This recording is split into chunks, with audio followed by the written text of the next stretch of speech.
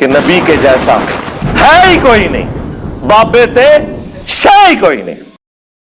قطر نے جو کچھ وہاں پہ یہ سب کچھ کلچر کے ذریعے اپنے پروموٹ کرنے کی کوشش کی ہے، اس کے اوپر کسی بھی سیکولر کو، ایتھیسٹ کو اعتراض نہیں ہونا چاہیے۔ ظاہر ہے ان کا کلچر ہی، جب پوری دنیا کو پتا ہے کہ وہ عرب دنیا کا ایک ملک ہے، تو عرب اور رسول اللہ کی ذات آپس میں جڑی ہوئی ہے صلی اللہ علیہ وآلہ وسلم۔ یہ کیسے ہو سکتا ہے کہ ویٹیکن سٹی کے اندر کوئی ایکٹیویٹی پرفارم ہو رہی ہے اور وہاں پہ جیسس کرائسٹ کو ڈسکس نہ کیا جائے یا اس مذہب کو ڈسکس نہ کیا جائے، کرسچینٹی کو؟ ایک نیچرل چیز ہے۔ ایون اگر کوئی جنوبی بھی ہے تو غیر مسلم کے اوپر تو شریعت اپلائی نہیں ہوتی، وہ اگر مسجد میں داخل بھی ہو جائے کوئی ایشو نہیں، لیکن انہوں نے آفیشلی اسے جتنی مساجد وہاں پہ ہیں انہیں میوزیم کے طور پر ڈکلیئر کیا تاکہ لوگ آ کے اسلام کے کلچر کو آبزرو کریں، مسلمانوں کو اللہ کے سامنے جھکتا ہوا دیکھیں، توحید کا کنسیپٹ ان کے اندر آئے۔ ان کے لیے بروشرز انہوں نے ہینڈ ویگز مختلف پرنٹ کیے ہیں، اور سب سے بڑھ کر میں سمجھتا ہوں یہ بہت بڑی خوش نصیبی ہے کہ ڈاکٹر ذاکر نائک حافظہ اللہ تعالیٰ جیسی ایک قیمتی پرسنالٹی اس وقت دنیا میں موجود ہے، ان کو بھی انہوں نے وہاں بلایا، ان کے لیکچرز ارینج کیے ہیں، اور کئی لوگوں نے امپریس ہو کے اسلام بھی قبول کیا ہے۔ کہ ایک ویڈیوز آپ نے دیکھی ہوں گی، وائرل ہوئی ہیں۔ میرے خیال ہے دنیا میں اس سے بڑا کوئی ایونٹ نہیں ہوتا کہ جب پوری دنیا کی نظریں اس ایونٹ کے اوپر ہے اور پوری دنیا کے پاس اسلام کے حوالے سے ٹرو پکچر لوگوں کی جا رہی ہے۔ وہاں پہ انہوں نے مختلف جگہوں کے اوپر آیات، احادیث پورے ریفرنسز کے ساتھ عربی میں بھی انگلش ترجمے کے ساتھ لگائی ہیں تاکہ لوگوں کو اسلام کی جو ایک پکچر ملائن کرنے والی پیش کی گئی اسلام کے دشمنوں کی جانب سے، اس کو کسی حد تک ڈائلیوٹ کیا جائے۔ اور میں سمجھتا ہوں قطر نے جو کچھ کیا ہے یہ کچھ عرصے کے اندر، ہماری درجنوں بلکہ سینکڑوں سال کی جو محنت ہے وہ ایک طرف ہے، اور انہوں نے چند دنوں کے اندر اسلام کی پکچر پوری دنیا کے سامنے رکھ دی ہے۔ اس ماڈرن دور کے اندر ایک ذریعہ ہے نا، جس طرح یوٹیوب ایک ذریعہ ہے، کہاں چند لوگ یہاں بیٹھ کے یہاں تو 200-300 لوگ آ کے سنتے ہیں، لیکن یوٹیوب پہ لاکھوں لوگوں تک ہماری بات پہنچتی ہے، ٹیکنالوجی کی برکت ہے۔ اور جو انہوں نے ابتدائی سرمنی وہاں پہ ارینج کی تھی، اس کے اندر جس طریقے سے انہوں نے گراؤنڈ کے اندر تلاوت کا اہتمام، پلس بچوں کی قرات، پھر نماز کا اجتماعی ایک پوری پوسٹرز لوگوں کے سامنے آئے کہ خدا کے سامنے کس طرح مسلمان جھکتے ہیں۔ جو سب سے زیادہ چیز وائرل ہوئی وہ ایک ان کے موٹیویشنل اسپیکر ہیں ان کی، اور ایک ہالی ووڈ کے مشہور ایکٹر مختلف فلموں کے اندر جو نظر آتے ہیں ان کی جو آپس کی ڈسکشن کا ایک چھوٹا سا کلپ ہے جو کافی زیادہ وائرل ہوا ہے، اور میں سمجھتا ہوں وہ بھی ایک بہت بڑا ذریعہ ہے اسلام کی ٹرو پکچر لوگوں کے سامنے پیش کرنے کا۔ بل اس میں چند ایک چیزوں پہ مجھے ریزرویشن ہے۔ ایک ویڈیو کافی وائرل ہوئی جس میں ایک اسرائیلی کوئی صحافی تھا، تو وہ لوگوں سے انٹرویو کر رہا تھا اور وہ اس کو جواب نہیں دے رہے تھے۔ اب مجھے بتائیں، ایک طرف آپ اسلام کی اخلاقیات کا درس دیتے ہیں، یہ کون سی اخلاقیات ہے؟ وہ جو صحافی آیا ہوا تھا، کیا اس صحافی نے اسرائیل میں لوگوں پہ ظلم ڈھایا ہوا ہے؟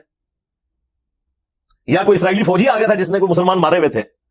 یہ میری باتیں بعض لوگوں کو بری لگیں گی، لیکن یہ جذبات کی دنیا نہیں ہے، علم کی دنیا ہے۔ اس سے بہتر کیا موقع ہوگا کہ ایک اسرائیلی صحافی آپ سے پوچھ رہا ہے اس ایونٹ کے بارے میں، تو آپ اسے بتائیں کہ دیکھو یہاں کتنی ڈائیورسٹی ہے، ہر مذہب سے تعلق رکھنے والے لوگ آئے ہوئے ہیں اور ان کو ہم کس طریقے سے ویلکم کہہ رہے ہیں، اور ایک طرف تمہارے ملک کے حکمران ہیں جنہوں نے جن عربیوں سے وہ زمینیں ہتھیائیں، آج اس زمین کے مالک بن کے انہی پر ظلم کر رہے ہیں اور انہیں وہ حق نہیں دے رہے جو یو این او کی قراردادوں کے تحت ان کا بنتا ہے۔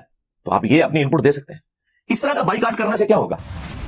پروڈکٹس کا بائی کاٹ کر دیتے ہیں، اور یار ان پروڈکٹس کے ساتھ ہمارے لوگوں کی اکانومی وابستہ ہے، کس کس چیز کا بائی کاٹ کریں گے؟ آپ ہر چیز ہی ان لوگوں کی استعمال کر رہے ہیں۔ آج تک کسی مولوی کو میں نے نہیں دیکھا کہ اس نے اپنا اسمارٹ فون پھینک دیا ہوگا کہ یہ امریکہ سے بن گیا ہے، یا آئی فون پھینک دیا ہوگا کہ یہ امریکہ سے بن گیا ہے۔